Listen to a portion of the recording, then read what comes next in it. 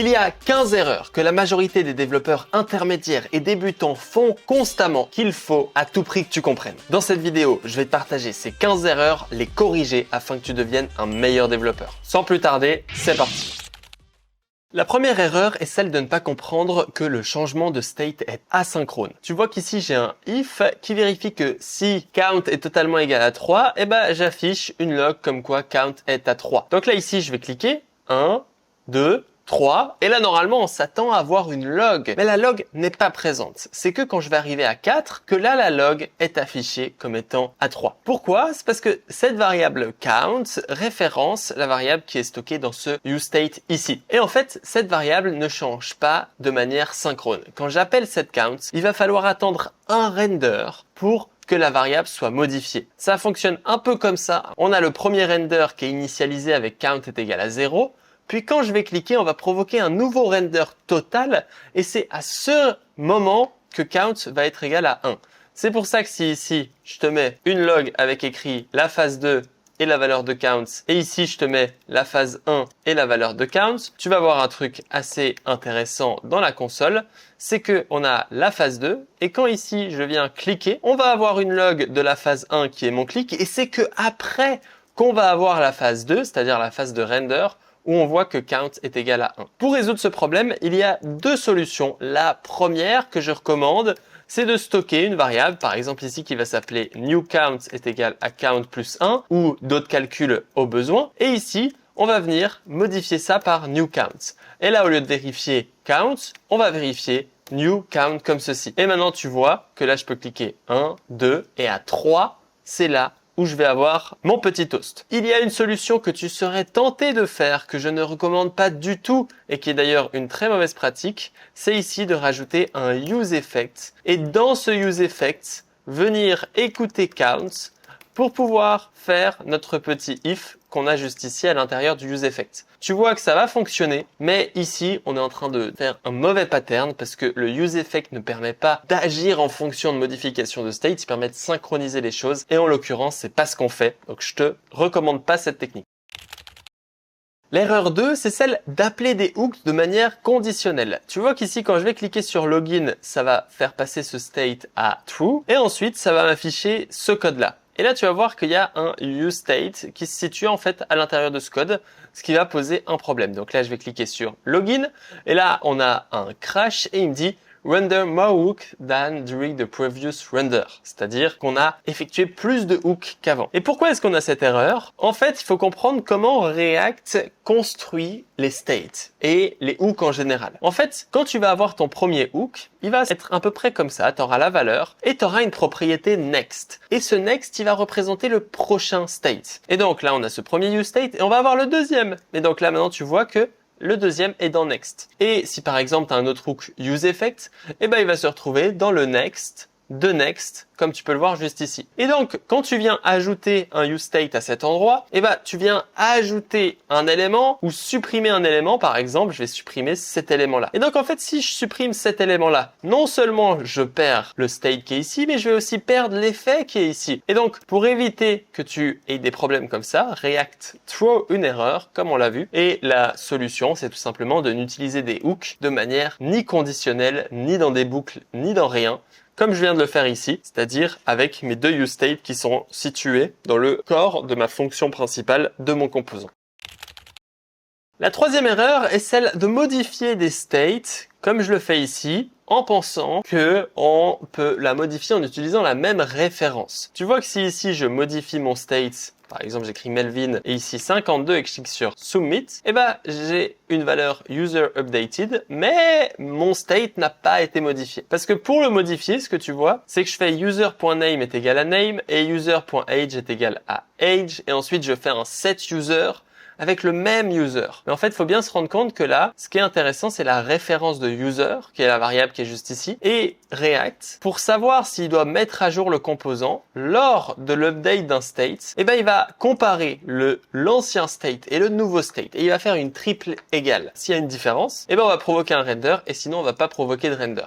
Mais là, il faut bien comprendre que mon user à cet endroit-là, et quand je fais set user avec le même user, je ne modifie pas mon user, je garde la même référence parce que les objets sont des objets de référence. Donc si ici je fais constUser est égal à id 1 et qu'ensuite je fais user.id est égal à 4, et ben en fait mon user il a été modifié, donc ça ne va pas fonctionner.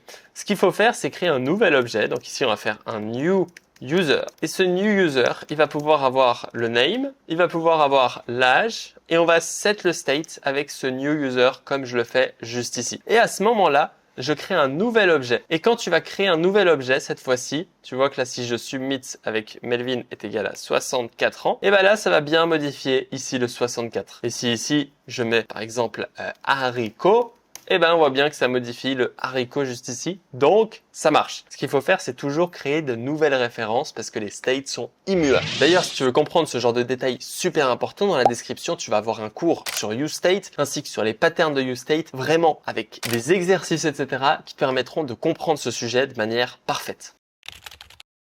La quatrième erreur que je vois vraiment souvent, c'est d'utiliser beaucoup de state, comme je le fais juste ici, puis ensuite de venir contrôler ces inputs, comme je peux le faire juste ici. Mais tu vois que c'est vraiment moche. On va avoir 5 states qui en fait contiennent des valeurs qui sont liées. Et ici, j'ai fait exprès de nommer chacun de mes states product ID, product name, product price, pour comprendre qu'en fait, tout ce que je suis en train de faire ici, c'est de définir un state de produit. Ce qu'il va falloir faire pour améliorer ça, c'est de créer un seul state en fait.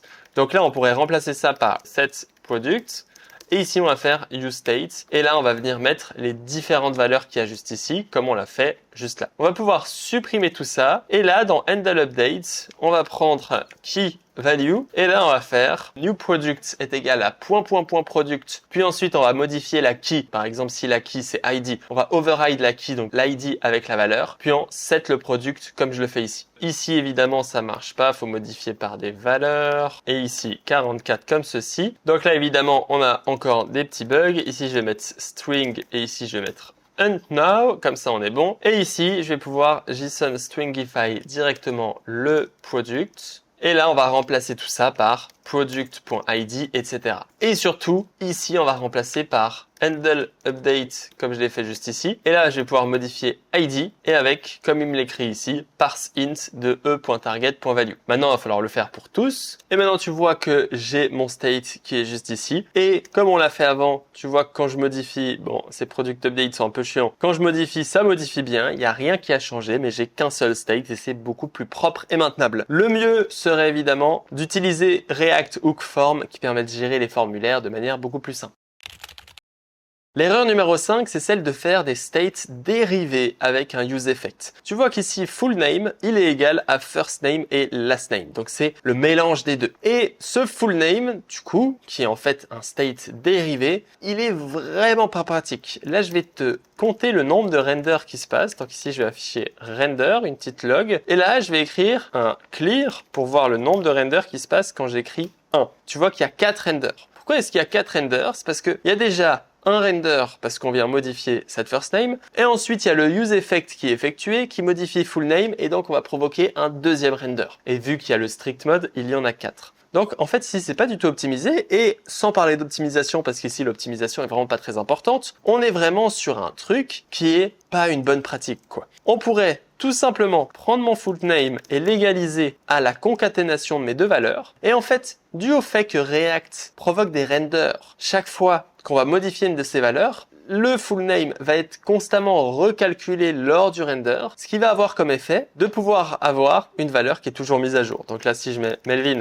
Malherbe, on voit que ça modifie bien les deux valeurs de manière correcte, exactement comme il faut. L'erreur numéro 6, c'est de prendre un peu les primitifs et les non primitifs comme la même chose. Il faut bien comprendre, comme je te l'ai montré ici, qu'on va comparer les valeurs previous et les new. Qu'est-ce qui se passe du coup si un state est égal à 1, comme tu peux le voir ici, c'est égal à 1, et je fais un set user ID de 1. Et ben tu vas voir que ça va pas provoquer de render. Pourquoi? Parce que 1 est totalement égal à 1, donc il va pas provoquer de render. Alors que si ici je clique user ID 2, on voit que cette fois ça va render, mais quand je spam clique 1, ça ne render pas. Contrairement aux objets qui, eux, tu vois que si ici je mets un objet qui contient ID1 et que là dans user ID1 je fais ID1 et là ici je fais ID2, si je clique sur ID1, tu vois que peu importe combien de fois je clique dessus, et ben ça va constamment render cet élément. Pourquoi? Parce que chaque fois cet objet est différent de l'ancien. Donc si ici on voudrait éviter de render, et ben il faudrait soit faire une vérification ou autre chose, mais il faut bien comprendre cette différence entre les objets et du coup les primitives. Les primitives, ils vont pas forcément render si tu modifies avec la même valeur, comme ici je modifie 1 avec 1, mais les objets, ils vont constamment render, même si tu les modifies avec la même valeur. Si ici je modifie ID1 avec ID1 avec ID1, ça va constamment render. Pour éviter ces renders ou pour éviter ceci, il faudrait soit rajouter des if, soit ne pas appeler ceci, ou soit tu t'en fous parce que de toute façon c'est vraiment de l'optimisation pas très intéressant. Cependant ce pattern il est assez intéressant parce que tu as peut-être connu un truc, c'est ici un state qui s'appelle render et ici on va en fait juste appeler render et là on va faire useState de tableau et ce qui est intéressant c'est qu'ici si j'appelle juste render avec un tableau, et ben je vais constamment provoquer un render. Donc ici, il va falloir juste supprimer tout ceci comme cela, cela et cela. Et tu vas savoir que chaque fois que toast est appelé, ça veut dire qu'il y a un render. Et donc là, tu vois que quand je clique, ça vient provoquer un render parce qu'un tableau n'est jamais égal à un tableau. Et donc, je provoque des renders comme ça à l'infini. On passe à l'erreur numéro 7 et comme tu le vois, il y a directement un crash et c'est normal. Il va me dire qu'il n'arrive pas à lire la propriété de username. Pourquoi? Parce qu'ici, je fais un fetch dans un useEffect, comme tu peux le voir où je fetch le user ID 1. Ensuite, je récupère la réponse et je set le user. Mais ici, je render directement mon user. Et tu vois que si j'active TypeScript en commentant cette ligne, eh ben, il me dit user ici, il n'est pas safe. Il faut que je rajoute un point d'interrogation comme je le fais ici. Et donc là, ça me permet de faire en sorte que l'app fonctionne. Mais moi, ce que je te dirais de faire, c'est de constamment avoir un state de loading.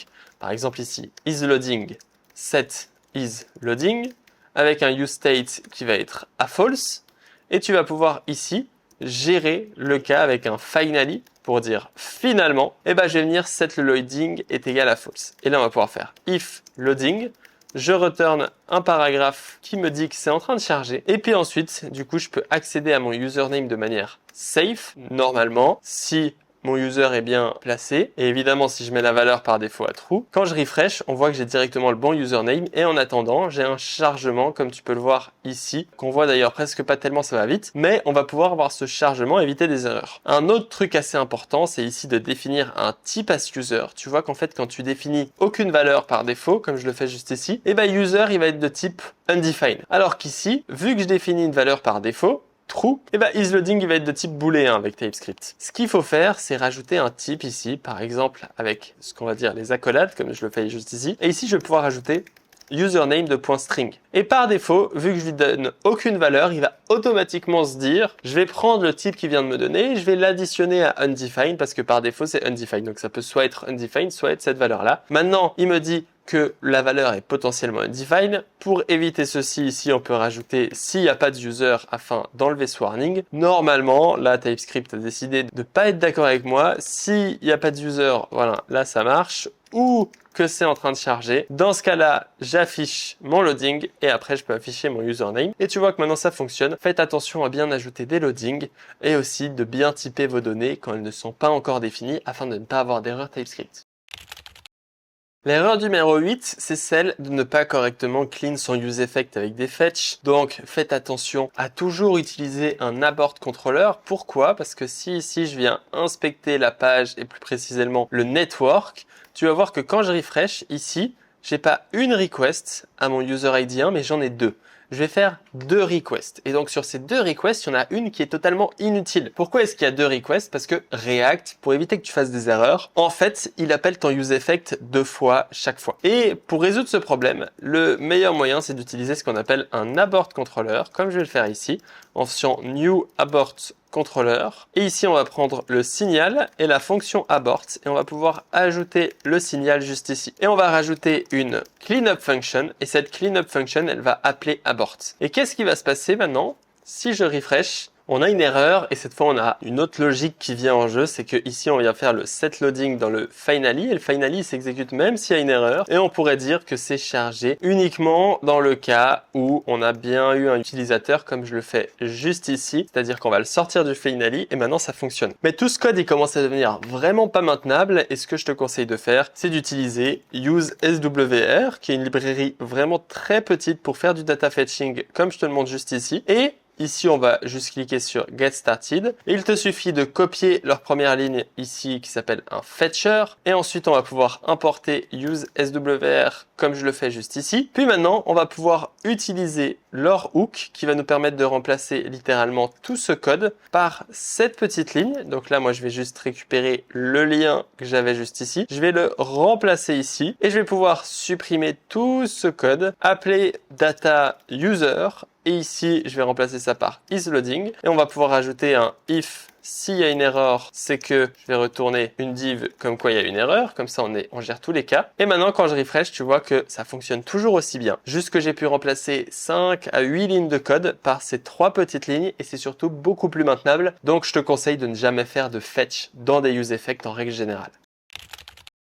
L'erreur numéro 9, c'est celle des hook. Donc tu vois qu'ici j'ai un hook qui représente une tâche et là j'ai une liste de tâches. Je peux ajouter une tâche, je peux supprimer une tâche et je peux check ou uncheck une tâche comme tu peux le voir juste ici. Ce qui est pas très bien, c'est qu'ici j'ai un state, j'ai une fonction submit qui est liée à mon formulaire, ça c'est ok. J'ai une fonction addTask, toggleTask et deleteTask. Et en fait ces trois fonctions sont directement liées à mon useState qui est juste ici. Et là on commence à arriver dans une erreur, c'est que là c'est un cas pour un custom hook. Il faut essayer le maximum de séparer la logique de tes composants à la logique de React et des hooks. Ici, handleSubmit, c'est une fonction qui est ultra liée à mon composant parce que cette méthode, si on regarde où elle est appelée, elle est directement appelée dans un formulaire. Mais si je regarde les trois autres méthodes, en fait, elles permettent juste d'interagir avec mon state. Donc ici, ce qu'on peut créer, c'est par exemple useToDoList qui va prendre une fonction et tu vas voir à quel point c'est simple de créer des custom hooks. Il me suffit de sélectionner tout le code que j'ai fait juste ici, le mettre à cet endroit et ici, je vais pouvoir return task, addTask,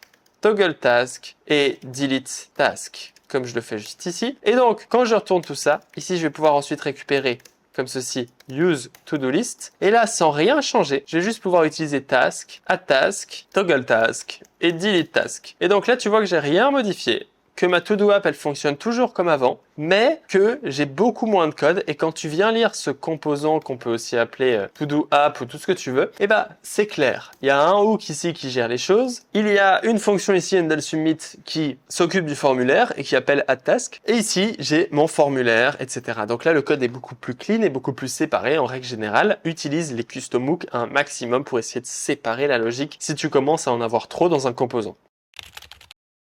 La règle numéro 10 qu'on avait déjà vu brièvement, c'est de comprendre comment les types vont fonctionner. C'est une règle TypeScript. C'est vraiment qu'il y a une sorte d'inférence des données. Donc ici, si je mets une string, tu vas voir qu'automatiquement, user est de type string. Si je mets un false, automatiquement, user est de type booléen, comme tu peux le voir ici. Et donc, quand tu mets aucune valeur, eh ben, user est type undefined. Et donc là, la seule valeur avec laquelle on peut appeler cet user, c'est undefined. Si j'essaie de le faire avec 1, si j'essaie de le faire avec 2, une string, etc., ça ne marchera jamais. Et on va pouvoir override ce type avec ici un type générique. Et là, je pourrais dire par exemple que ça peut être de type string. Et à ce moment-là, ce bout de code est accepté. Je pourrais dire que c'est aussi de type number, string ou number. Et à ce moment-là, ce bout de code va aussi être accepté. Et donc nous, en l'occurrence, on veut le set avec un user qui a un name. Et donc là, je vais pouvoir tout simplement lui dire que c'est de type, comme je le fais ici, name number. Et à ce moment-là, ce bout de code va fonctionner. Ce que j'aime parfois faire encore plus, c'est définir comme valeur par défaut nul. Et ensuite ici, on va pouvoir lui dire ou nul. Au moins, on explicite au début qu'on a défini user comme étant nul, comme étant rien, comme étant quelque chose qui n'est pas défini. Et ensuite, on vient le définir quand on en a besoin. Donc ici, tu vois que je fais set user et ça va bien set mon user. Et on a cette logique de nul qui passe à défini, qui est beaucoup plus cohérent dans l'usage de notre application. Donc en règle générale, si l'inférence n'a pas bien fonctionné ou si en fait, t'as pas d'inférence parce que t'as pas de données par défaut. Il faut venir toi-même gérer cette inférence comme je l'ai fait juste ici. On va passer aux erreurs un peu plus intéressantes, un peu plus sexy avec la 11, 12, 13, 14 et 15. Mais oublie pas que dans la description, tu trouveras un cours offert ultra complet pour venir maîtriser tout React. On se retrouve là-bas. L'erreur numéro 11, c'est un truc un peu diabolique que j'ai fait, c'est que ici, chaque fois que je bouge la souris, ça vient ajouter un event listener mouse move. Et ce que je te dis ici, c'est que ça, c'est un bon usage d'un use effect parce que je suis en train de synchroniser mon composant avec quelque chose qui se passe en dehors du composant, du coup le DOM. Mais là, il se passe un truc horrible, c'est que je fais que d'ajouter un event listener. Et ici, j'ai un petit if, si le current tag est complètement égal à l'ancien tag, et ben je vais un fichier same. Et donc là, tu vois qu'on a un glitch, ça fait que de changer. Et là, en bas, dans le mouse move qu'on a jusque-là, tu vois qu'il y a 20 000 event listeners. Et plus je vais bouger, plus je vais ajouter d'event listeners. Et là, tu vas voir que le chiffre, il va grandir de manière hallucinante, exponentiellement. Parce qu'en fait, chaque fois que je fais un mouvement, et ben en fait, je viens rajouter des centaines d'event listeners. Et donc là, tu peux voir que le chiffre, il va continuer à augmenter pendant un sacré moment. Et moi, ici, je vais refresh. Voilà, on a tout fait cracher. Et pourquoi on a tout fait cracher juste ici? Je vais rouvrir le lien. C'est que on a ce qu'on appelle une erreur concernant, si j'arrive à voir la console, un clean-up des effects. Chaque fois que tu as un use effect, il faut te dire qu'est-ce que je peux clean up. Et presque tous les effets ont besoin d'être clean up. Et donc toi, en tant que développeur, tu dois toujours regarder qu'est-ce que tu dois clean up. Et en l'occurrence, il faut venir supprimer l'event listener lorsque on n'en a plus besoin. Donc ici, pour supprimer un event listener, il faut supprimer les arrow functions comme j'ai fait ici. Il faut plutôt utiliser des fonctions comme ceci pour qu'en fait la fonction soit référencée comme tu peux le voir juste ici, parce que si tu utilises une arrow function, et ben cette fonction elle est anonyme, donc on va pas pouvoir la référencer. Et ce qu'attend notre méthode remove event listener, c'est le nom de l'event listener suivi du nom de la fonction qui doit supprimer. Du coup ici onMouseMove. Et là tu vois que mes fonctions onMouseMove que j'ai highlight, elles référencent toujours la même méthode qui est juste ici. Et donc à ce moment, juste en faisant ça, tu vois que j'ai supprimé le bug et que maintenant on a un chiffre qui est beaucoup plus cohérent, c'est-à-dire que ça augmente de manière linéaire avec 400, 500, etc. Et ça augmente pas de manière exponentielle comme on l'a fait jusqu'à 100 000 parce que chaque fois que je bouge, en fait, ce qu'il va faire, c'est qu'il va ajouter cet event listener et supprimer celui-ci. Et c'est assez important. Et d'ailleurs, je peux te le montrer, mais on va le voir encore après. Add event listener comme je le fais juste ici. Et ensuite, là, je vais faire remove event listener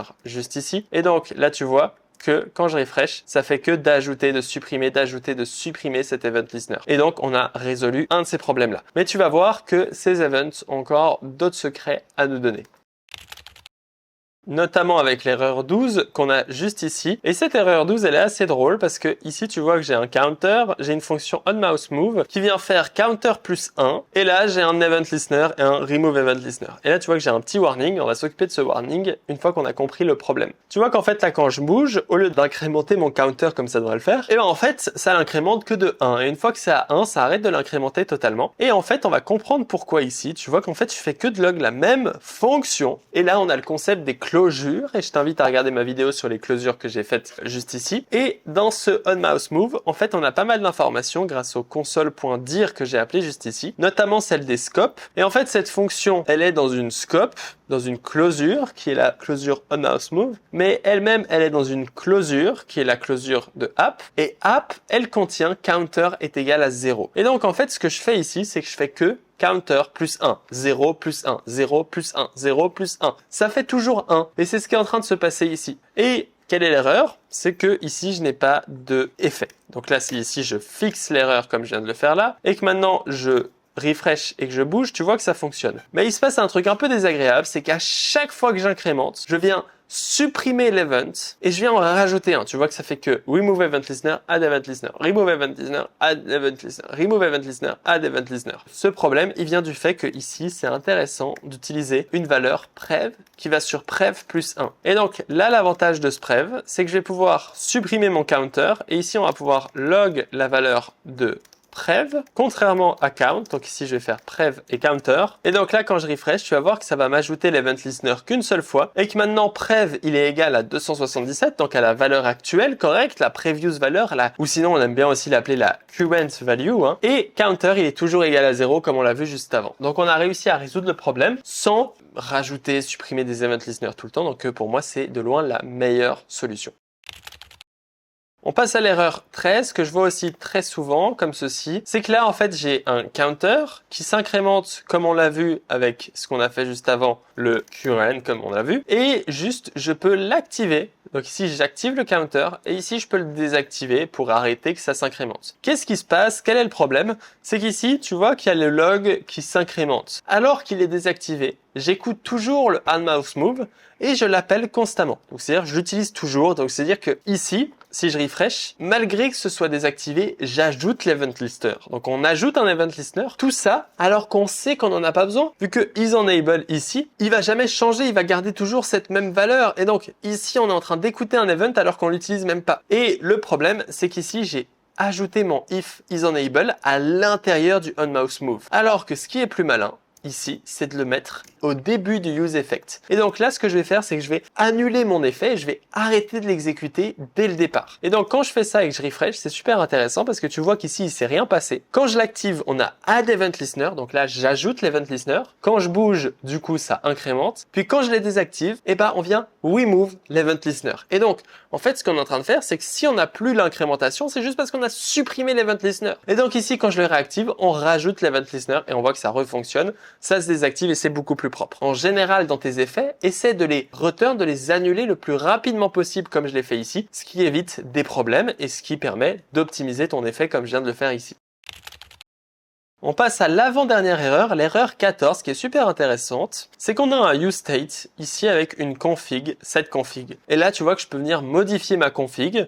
Et en fait, je sauvegarde tout ça dans le local storage, comme tu peux le voir juste ici. Et donc, quand je refresh, eh ben, les données que je configure, elles restent les mêmes. Donc là, tu vois que ça reste les mêmes quand je refresh. Le problème, parce qu'il y a un problème évidemment, c'est qu'ici, j'ai un useState qui appelle la fonction getConfigInStorage. Et si je regarde la fonction getConfigInStorage, elle vient lire le local storage. S'il n'y a pas de local storage, elle retourne default value, puis ensuite je try d'essayer de récupérer le JSON, et s'il n'existe pas, eh ben je retourne default value. Quel est le problème, tu es en train de me dire? Eh ben on va rajouter un console log juste ici, qui va s'appeler getConfig from storage. Et tu vas te rendre compte que quand je refresh, eh ben je viens récupérer 2 fois getConfig from storage, et chaque fois que je modifie mon state, je récupère encore la config du storage. Donc là, tu le vois, j'ai récupéré tout ça. Mais à quoi ça sert de récupérer la config dans le local storage, d'essayer de la parse, alors qu'en fait la valeur je l'utilise pas parce que config ici, la valeur qui est retournée par cette fonction, elle est utilisée que lors du premier render, que lors de l'initialisation de mon code. Et ensuite je ne l'utilise plus. Et donc ici je suis en train de faire un truc pas optimisé, c'est que je fais que de récupérer une valeur que je n'utilise même pas.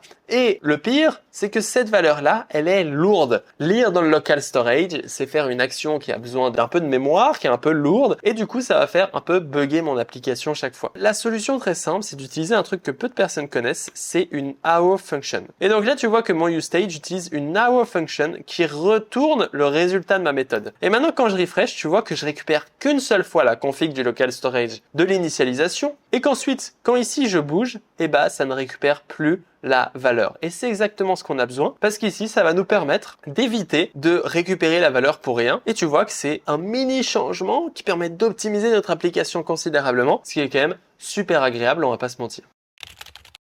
L'erreur numéro 15 que je vois aussi très souvent, c'est celle-ci. Tu vois qu'ici, j'ai un useRef et j'ai des boutons qui me permettent de modifier la couleur. Ici à red, ici à blue et ici à yellow. Et donc comme tu peux le voir, ça modifie mes différentes couleurs de background. Quel est le problème? C'est que pour faire ça, j'utilise une ref. Pourquoi est-ce que j'utilise une ref? Eh ben c'est que c'est plus optimisé. Tu vois que si ici je fais un console.log render et que je refresh, il y a des renders au début, mais quand je clique, il n'y a pas de render. Et depuis le début, tu es en train de te dire, bah c'est super parce que Melvin, depuis le début, tu me parles qu'il faut optimiser les renders. Toutes les techniques que tu m'as dit font partie des techniques qui permettent d'optimiser les renders. Mais en fait, ce que je fais avec toutes mes méthodes, et c'est pour ça que c'est le dernier point, c'est que je m'amuse pas à optimiser les renders. Je m'amuse à avoir un code plus propre, je m'amuse à avoir un code plus maintenable et aussi à optimiser les renders si nécessaire, à optimiser les ressources, on va dire. Mais parfois, il faut pas vouloir optimiser les renders. Et en l'occurrence, le cas que je te montre juste ici, c'est une mauvaise optimisation des renders. Parce qu'on est en train d'utiliser une interaction directe avec le DOM, alors que quand tu utilises React, il faut un maximum utiliser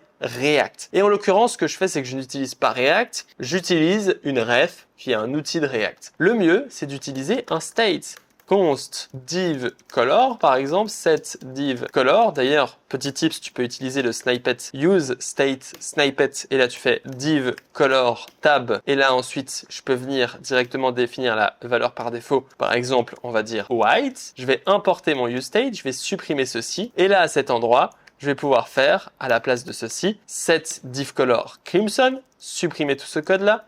Ici, je vais faire set div color state blue, supprimer tout ce code-là. Et ici, je vais faire set div color gold et supprimer tout ce code-là. Je vais pouvoir supprimer cette ref. Et là, tout le reste n'a pas besoin d'être changé. Sauf une chose, c'est que maintenant, ça ne change plus. Ça provoque des renders. Mais là, je vais pouvoir rajouter ici style, background color, div color. Et donc là, je viens synchroniser la couleur de mon state avec ma div. Et maintenant, quand je modifie, ça fonctionne bien. Mais cette fois, on a un style qui est ce qu'on appelle contrôlé. Et on arrête de bypass React en passant par les références pour venir modifier la couleur de ma div. Et ça, c'est un code beaucoup plus propre, beaucoup plus maintenable que je vous conseille de suivre en règle générale. Voilà pour ces 15 erreurs. Si tu en as d'autres, n'hésite pas à les mettre dans la description. J'ai l'impression d'avoir été super exhaustif. Le mieux pour éviter ces erreurs sur le long terme, c'est de les comprendre. J'ai essayé de te les faire comprendre, peut-être pas assez, peut-être trop, peut-être... Voilà, faut quand même rester un peu dynamique. N'hésite pas à me donner ton avis dans les commentaires pour me dire qu'est-ce que tu en penses. N'hésite pas aussi à like et à t'abonner à ma chaîne YouTube, ça me ferait super plaisir.